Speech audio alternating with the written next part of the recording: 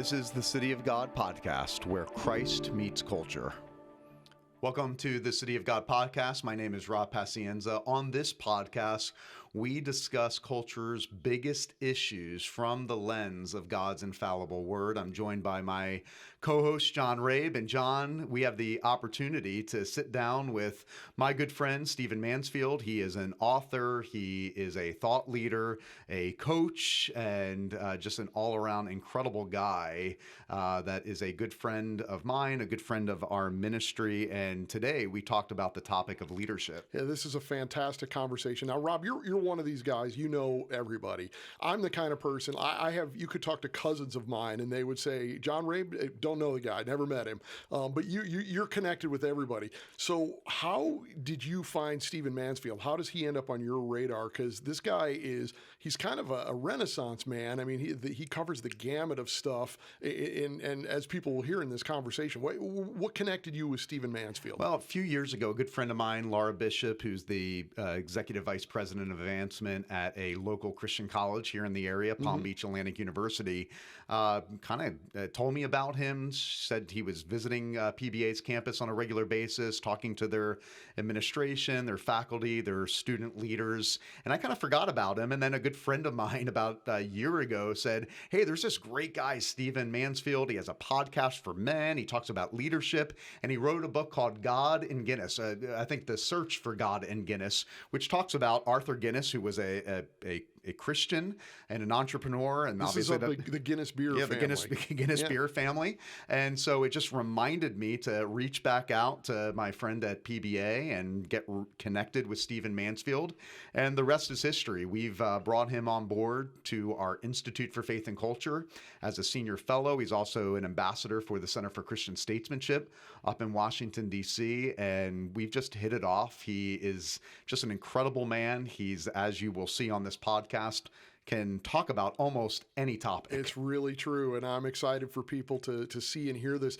He first came on my radar in the early 2000s sometime. He had written a book called The Faith of George W. Bush. Yep. And I'm almost embarrassed to admit this, but when I first saw that, I thought it was just sort of a hack job. Oh, this is some sort of, hagiographical thing to build up George W. Bush, and it's just, it's a puff piece. But it wasn't. Instead, what I came to discover over time is that Stephen Mansfield has really done scholarly research into the faith commitments and the Christian faith commitments of a number of America's leaders, including Abraham Lincoln and many in our history, as we will talk about in this upcoming conversation. And the thing with him is that he not only has a scholar's knowledge, but he's an incredible communicator. He's just fun to talk to. He really is. And I'm not just saying this because he's a friend of mine, but all of his books on America's great historic leaders are objective. They're, as you said, well-researched. Yes. In this day and age of disinformation, I so appreciate his attempt to not want to whitewash history. He says it for how it really happened, and he gives a truthful, accurate view of history and the biographies of these great historical leaders. We also talked about not only the faith of leaders like Lincoln and other other historical leaders that he has great admiration for. We also talked about the importance of Christians engaging culture right now. Yeah, and the Christians engaging in culture and the opposition that they find, the importance of those structures like the family and so forth. He really is comprehensive, a guy who wants to, and yet is an optimist. Yep. We're in difficult times, and he recognizes those from his historical perspective, but also has an optimism that we can make a difference. He cares about families. He cares about men and boys and men being men, and he also cares about Christians living out their faith in the public square. And even links it back to America's Christian founding. Exactly. And really gives a great perspective on what we mean by America's Christian founding. And as you said, we ended our conversation about talking about the importance of biblical manhood. So enough of us, and let's turn to our interview with Stephen Mansfield. Stephen, so good to have you on City of God podcast today. Thank you. Thank you for having me. Tell us a little bit about yourself, your upbringing, where you were raised, and how you embraced the call to be a author, pastor, thought leader, speaker. Well, a little bit of an unusual background. Son of an Army officer, military intelligence. Largely grew up in Germany and largely grew up in Berlin, Germany during the Cold War. So I remember what it was like to look from pre-Germany into East Germany and see the difference between the two. Came back to the States, big football jock in high school, turned that down because I had a conversion between high school and college, went to a Christian school, pastored for a number of years, but always knew that I wanted to engage culture a little bit more directly. So earned a couple of master's degrees and a doctorate and began writing. And by God's grace, one of my first books was The Faith of George W. Bush, which repositioned me in the public eye, media, opportunities to do a lot of other things, start businesses and so on. So since then, after pastoring for 20 years, I've been engaged in media, working internationally, have a consulting firm in DC, and I continue to write more books than a human being ought to. Well, that was when you first came on my radar was in the early 2000s with the George W. Bush book. And you have since then, you've become something of a chronicler of the faith of a number of our chief executives of the United States. How did that become a specific focus for you, a specific area of interest to probe the very different, in many senses, faith lives of some of our great leaders? I've always been fascinated with leadership, and I've always been fascinated with how faith shapes leadership, especially in the lives of the great. But as you know, there's a little bit of an anti-religious bias in a lot of scholarship today, certainly in our universities. And so you talk about Churchill, he wasn't a church figure, he wasn't a religious leader, therefore you didn't talk about his faith. So I wrote a book that was about how faith influenced him while he did quote-unquote secular leadership. And it really hit well because people said, hey, this is talking about faith in the quote-unquote real world. Right. I did the same with Obama. I did the same with Bush. I did the same with Whitfield and Booker T. Washington and others. So I developed a little bit of a brand. I didn't intend to, but I did, where I was talking about the impact of faith on leaders who weren't known for religious leadership. And it really hit a trend because people at that point, we were just starting this a little bit of anti-church vibe in the culture, but people were still interested in God and faith and how faith informed leadership and great leaders. So it was a way to kind of have a dialogue about religion with the culture through the lives of these great ones. Stephen, you meet with people all around the world, helping to coach them, consult them. One of the issues that we talk about on this podcast is the intersection of faith and politics in particular. You've worked with politicians all around the nation at the local, state, and federal level. You're constantly teaching them something, consulting them concerning something. But what are some of the things you've learned along the way, particularly with working with politicians? You know, working with politicians, kings, prime ministers, prominent people, I'll tell you the one thing that is very interesting, even if they're not known for a demonstrative faith, they all are willing to believe and do believe that they have been divinely positioned. I can talk to a person, a king maybe, who's known to be relatively secular, and I can say, my faith teaches me that God positioned you here, and they will agree. They know they did not get there just purely by politics. They did not get there just purely by heredity. They got there through some spiritual process. The other thing is that even if they're not that demonstrative about their faith, they almost always realize they're dealing with spiritual forces. Isn't that interesting? Even a secular king, prime minister, what have you, is willing to talk to me about the fact that they're aware that invisible forces are at work in some way in what they do. We're not just dealing with politics, they will say. There's something mystical going on. So it really confirms, Romans 13, it really confirms the biblical worldview that even a secular leader is operating within or being shaped by spiritual forces, and they have a sense of it, even if they're not willing to acknowledge it publicly. To me, that's very telling. And of course, in Romans 1, we understand that the truth is known to all men, though we suppress it in unrighteousness. But there is this perhaps weight of leadership that humbles all but the most deranged who ascend to power.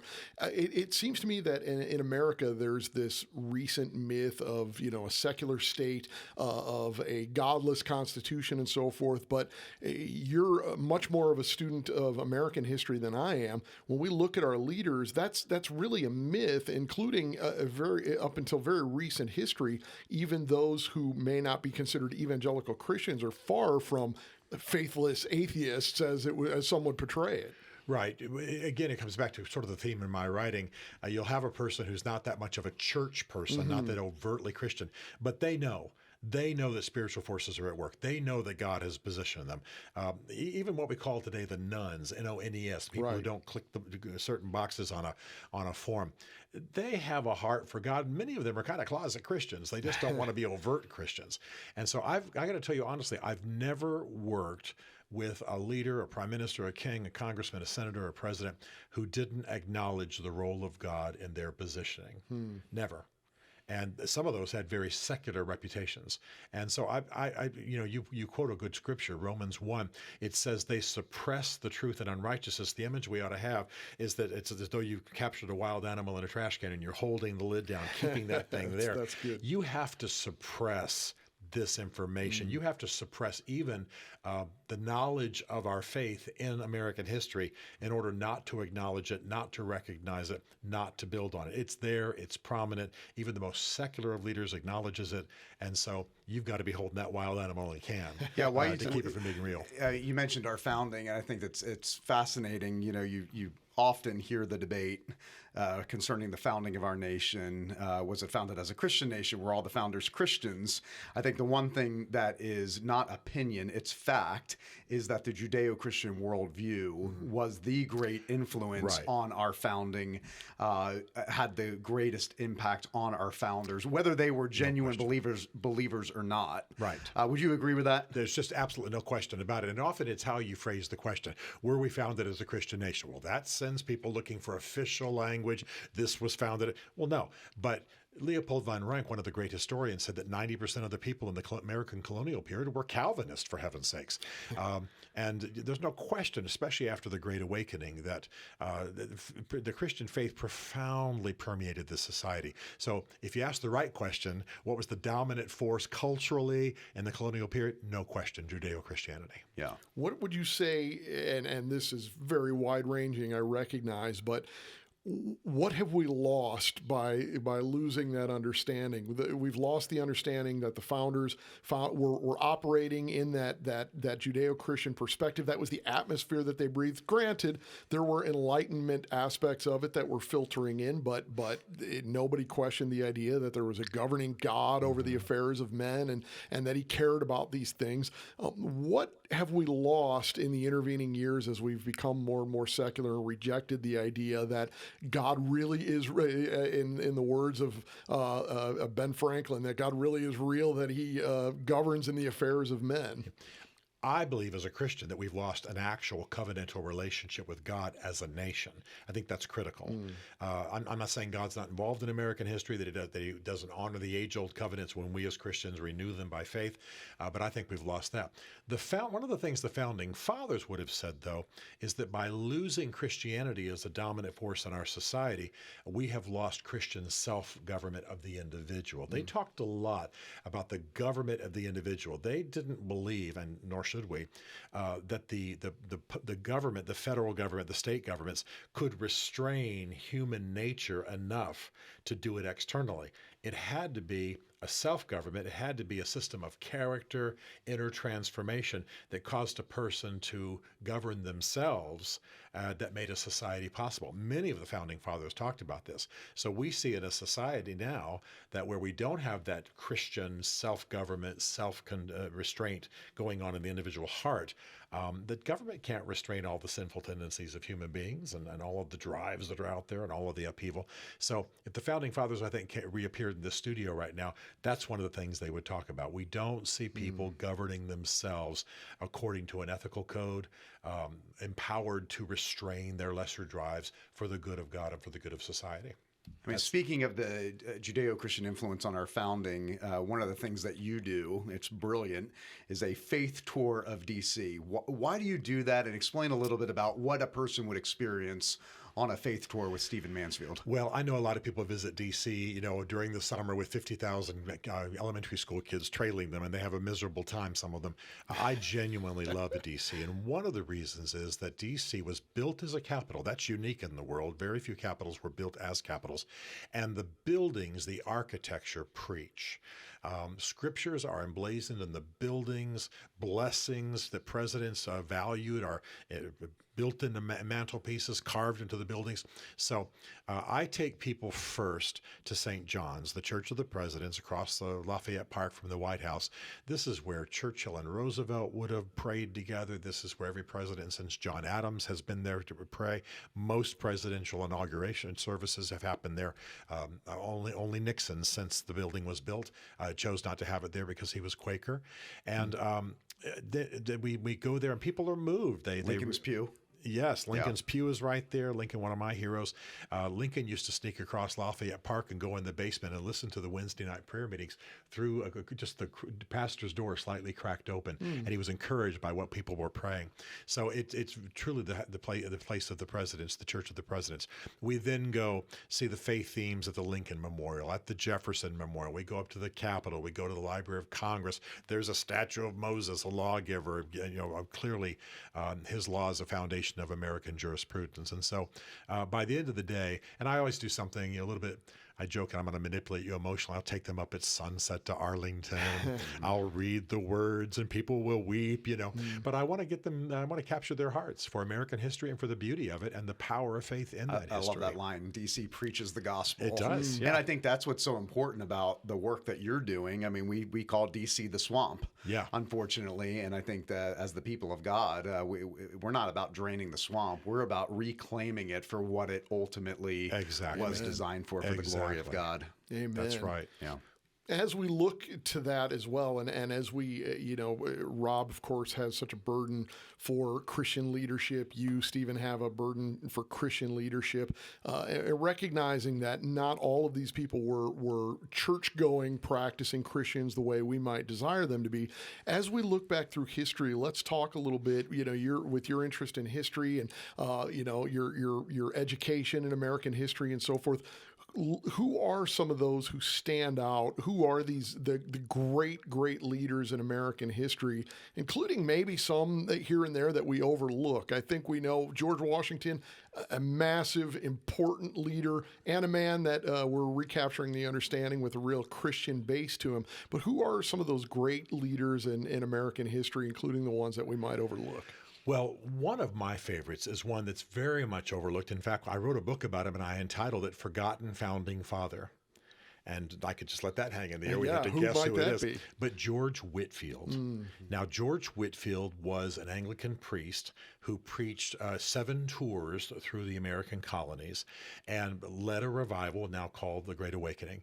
And historians say there's actually a historian's thesis called the Heimert thesis, that if George Whitefield had not led those revivals up from Maine to Georgia, the American colonies would not have been unified prior to the American Revolution. It's very possible would not have won the American Revolution. I've heard it said that he was really the first American celebrity, that although he wasn't American, he was British, but he was the first celebrity in the States. No question.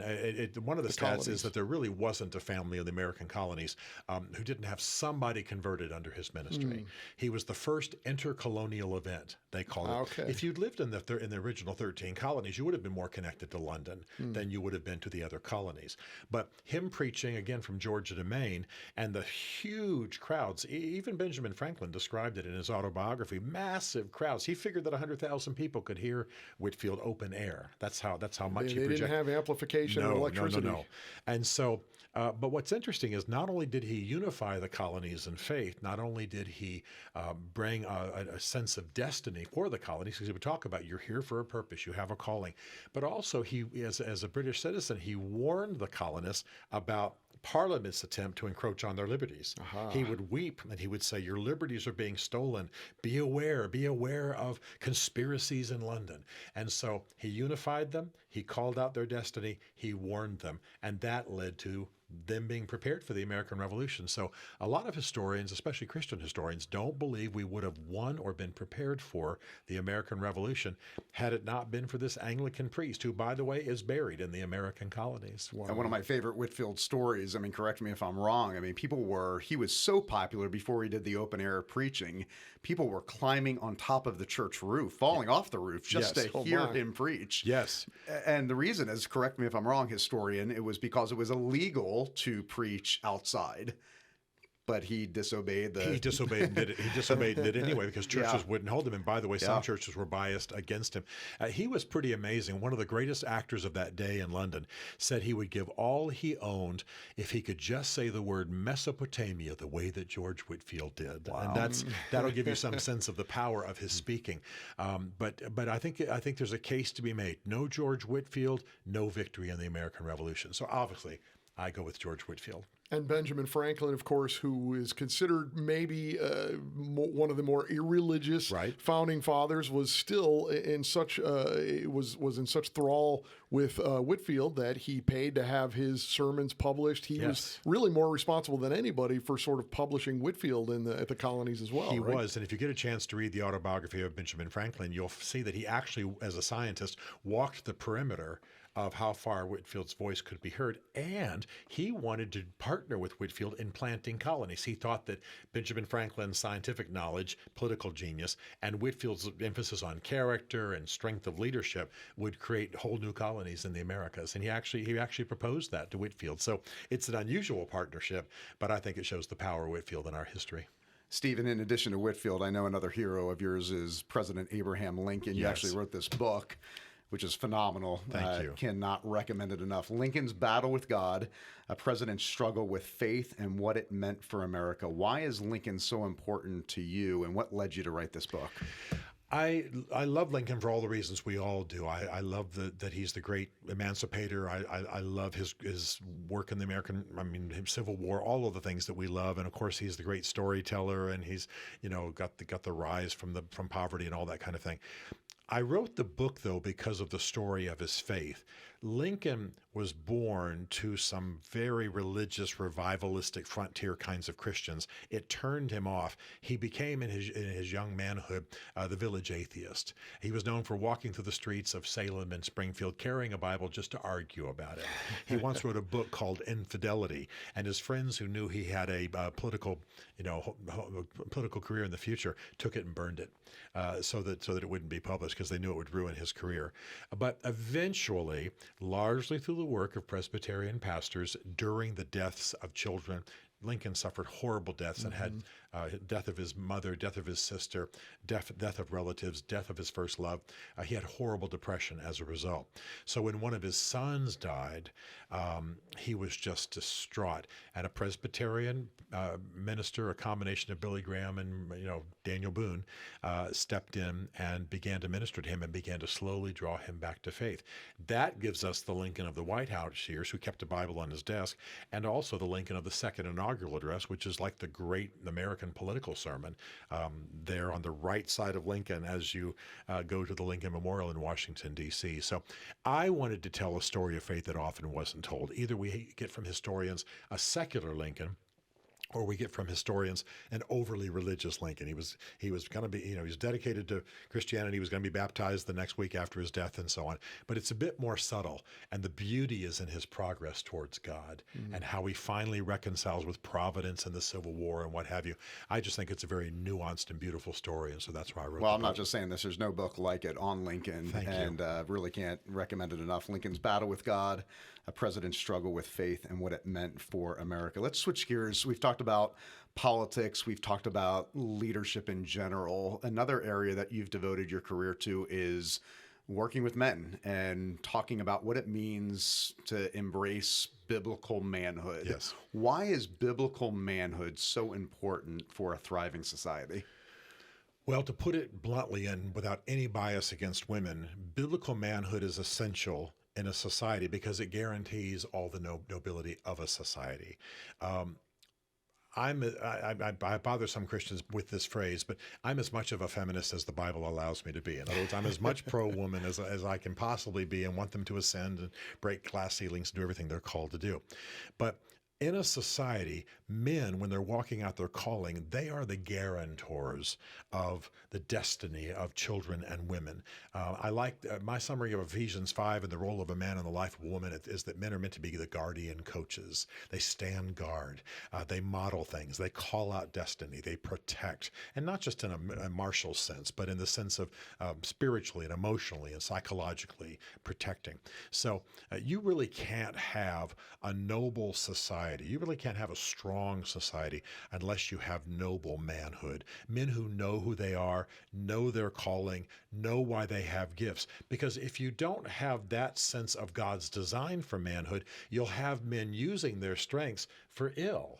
That's why I believe that since we don't have noble manhood in some parts of our country, we end up having gangs. They know they've got strengths, they know they've got abilities, they'll use it to enhance themselves if they aren't taught another model for manhood, which is to use their strengths for the glory of God and the good of society. So I think that one of the keys to renewal in our society is that we call men to renew as the righteous, godly, noble men they're meant to be. One of your books on this topic, and correct me if I get the title wrong, but it was Mansfield's book for manly men. Mansfield's book of manly men. Of manly men, matter, yeah. Sure. And so this is something that you've put an emphasis on, and obviously there's a little bit of humor with that Sure. as well. But and marketing. Which is always smart as well, right? But it does seem that there's an appetite. You have almost sort of a counter reaction. You have this sort of feminized culture that has made manhood an enemy. Yes. And certainly manhood has characteristic sins, as femalehood has characteristic sins, but you have the situation where, well, now it's toxic manhood and things that are traditionally manly are to be suspect. Then you sort of have this counter reaction to that, which can also be harmful. We're seeing, you mentioned the gangs being one aspect of it, but even in sort of conservative, even Bible-leaning circles, it seems like there are reactions to that are not entirely healthy, and that the solution to that is to get the real thing again. Yes, there's no question about it. I believe that we're living at a time when we've seen a horrible decline in manhood. And by the way, I take the phrase toxic manhood, not on the way that it's handed to us, but the word toxic comes from the Latin word toxicum, and it referred to the poison that was put on the end of arrows when they were fired into enemies. Men who aren't principled men, noble men, godly men, with a righteous restoration of what they're meant to be, will be given to toxic masculinity in the sense that they're poisoning the next generation. They're poisoning their wives. They're poisoning society. We see it. We see it going on in our society. But I'll tell you what, in the same way that earlier I said that almost every statesman I've ever worked with acknowledged the hand of God in their rise, almost every man I've ever talked to, whether they confess to any kind of religious life or not, realized there was some higher purpose for them being men, and they weren't fulfilling it. Or they were trying to fulfill it. And so I've seen men who don't acknowledge God at all weep when I talk about the fact that God made you a man and you're called to live it out to his glory. And they start crying because they have a sense of that, but nobody had ever put the crosshair, so to speak, right between their eyes. And so men know that they're living beneath what they're made for, if indeed they are. And I find it to be a pretty easy thing to call them to a passionate pursuit of noble manhood with a band of brothers around them. Most men are hungry for that. Part of the attack on manhood in our society, in our culture, we see the symptoms or the result is absentee fathers, Yes. Fatherlessness in our nation and in our society. Why is the role of a father in particular? You just talked about the importance of the man, biblical manhood, but talk a little bit about the father in particular and his role in society and his family. This fatherlessness is just a plague in our society. Where I live half the year in D.C., 73% of African-American families are led by a woman without a man present. Nationwide, it's 50%. And by the way, in white society, amongst whites, it's only 16%. I'm not being proud of whites because we got our crisis too. But the bottom line is that fatherlessness is a plague. And by the way, I have half a dozen African-Americans in my family, and we talk about this all the time.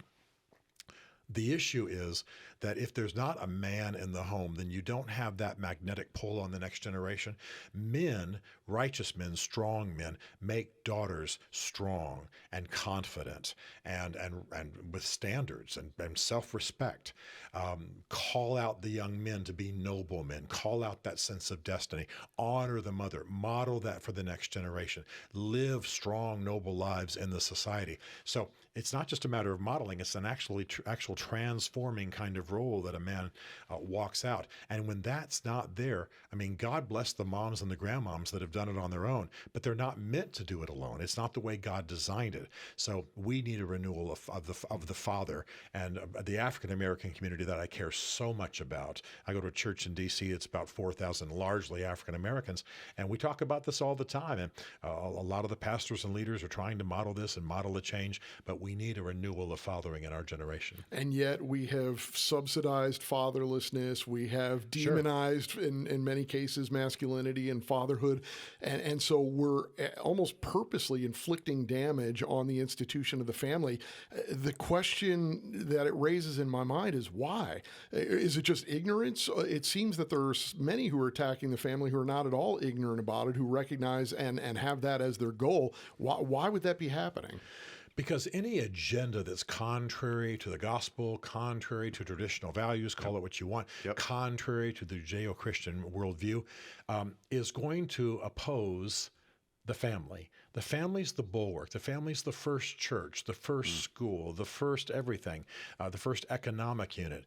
And a traditional family, or let's call it a biblical family, is going to be a stronghold against the bombardment from secular society. So whatever you are, if you're a communist, if you're radical LGBTQ, if you are whatever, you're going to realize eventually the greatest opposition you deal with is the result of the family. And so the family gets targeted. That's what's going on. Obviously, government has a lot to do with that. But I'll tell you what, having a little bit more experience with the African American community than most whites, frankly, most whites of my age, certainly, you want to talk to a mad black woman. Talk to a woman who's come to understand that the government early in her life was paying her to destroy her children, paying her to remove a father from the home, giving incentives for a damaged kind of existence, passing that on to the next generation. I've been in those meetings. I've been there with my church mates, my female church mates, and fellow congregation members. The African American community is waking up to that, as they are, by the way, to abortion as an anti-black thing, given Margaret Sanger's writings and works. And there is a counterinsurgency coming from largely African American women who are realizing the conspiracy against them in this very area. That's awesome. Stephen, we have the privilege to have you on our team as a senior fellow for the Institute for Faith and Culture, which is an initiative of Coral Ridge Presbyterian Church, and a senior fellow for the Center for Christian Statesmanship up in Washington, D.C. And so just really excited to be able to partner with you on those two endeavors. But thinking about the Institute for Faith and Culture and the Center for Christian Statesmanship, whether it's Christians engaging in the public square or Christians engaging in the marketplace or whatever sphere of influence that God has called them to, why is faithful Christian cultural engagement so important, particularly right now? Well, for a number of reasons, and let me just remove it from the right now aspect. It's what we were commanded to do. The Great Commission was not just an evangelism, convert people to Jesus commission. It was disciple people groups. That's, if we break out the Greek, and I won't get into it now, it literally wasn't to go make disciples in the nations. It was go disciple people of common characteristics. So every public school teacher, every politician, every shopkeeper. And so this was the commission. This is at the heart of the gospel. If we're not doing that, we're not doing the heart of the gospel. But the other thing is, I love Colossians chapter 1. It says that all things were created for him and by him. So everything only has its purpose, only fulfills its purpose when it is living for Jesus, functioning for him, and functioning his way. So we're always talking about how Washington is broken, or the state capitol is broken, or government is broken. And the reason is it was designed to be led by people who were principled, who were people of character, people who were serving, people who were living in the power and the understanding of God's purposes. And when it's not done that way, it's going to be broken. So we need a restoration of Christian statesmanship and more specifically cultural engagement, because society is sick because we retreated, because we didn't get out there, because we kind of a pietism. I'm sure your audience is familiar with this term, kind of being about the internals of the faith, prayer and inside the four walls of the church. Great for all of it. But eventually we're supposed to burst out there on the streets and proclaim the gospel and help people understand what they were made for. And without that, we have a society that's lost. So I think that's what's happening. And by the way, thank you for your kind words. I'm very excited to be part of what's going on here. The culture itself has certainly encouraged that retreat on our part. And so you get this idea again that, well, that's you take your faith into the public square. You're a bunch of Christian nationalists. You're a bunch of you want a theocracy and so forth. Of course, all of those are red herring arguments, but it is important for Christians to understand that the founders gave us a First Amendment that guaranteed the freedom of religion. That religious liberty has often been characterized as the first right. Why was that so important to the founders as they laid down those documents? It's a great question. We have to understand that the founding fathers were breaking from an England where the Church of England, had been forced upon them. There really was a religious oppression going on against colonies that were Presbyterian or Catholic or Baptist or oriented, Church of England in some cases. And during the American Revolution, a lot of people don't know this, but when the British targeted pastors, targeted colonial churches, they would often kill the pastors. They often turned churches either into riding stables or houses of prostitution. They would burn colonial Bibles, burn copies of Watts hymnals, etc. So there was a specific, some people at the time called it a holy war. Coming out of the language used during the Crusades. And there's no question that was the case. So by the time they got around to framing their Constitution, they recognized that religious oppression brought oppression of every other kind. And so they obviously wanted to guarantee that right first. There's a reason that it's in the First Amendment. Right. Congress shall make no law respecting an establishment of religion or prohibiting the free exercise thereof. They were quick to say, we don't want the federal government involved in religion. We want to leave that to the states where there's better local sensitivity to mores and so on. But we definitely want to encourage faith in general, which of course Congress did. So it was essential because it was the key to all other liberties and all other pursuits in society. So Christians should not be cowed by the argument, oh, no, that's the state. That's supposed to be secular. You need to keep your faith behind the four walls of the church. The founding fathers never envisioned a secular state. And by the way, going on at the same time that our nation was becoming a nation was the French Revolution, which was secular, an attempt at the secular. And, it was murderous. And a prostitute was put on the high altar at Notre Dame. And it was just perverse and sick.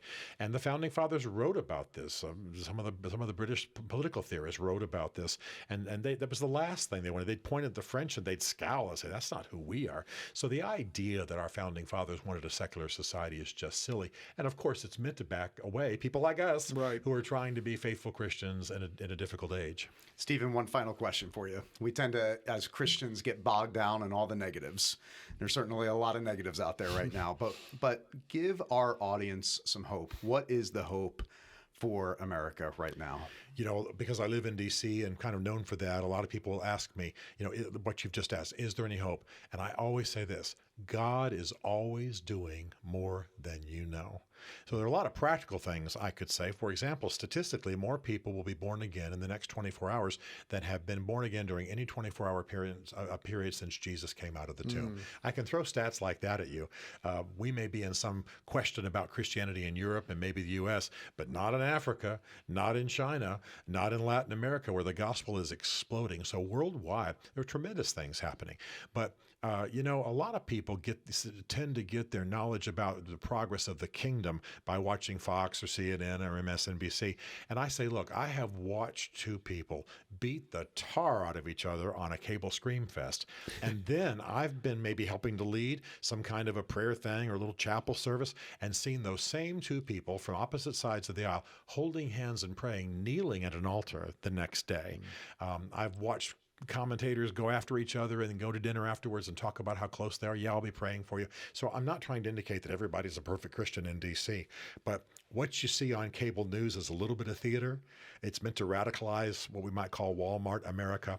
But the progress of the gospel, the influence of the gospel is profound. And a lot of what radicalizes us is a little bit of theater. I've actually been on some of these shows, Hannity and what have you, and two people will go at each other. You think they're going to kill each other in the green room. And it's like, hey, let's go eat.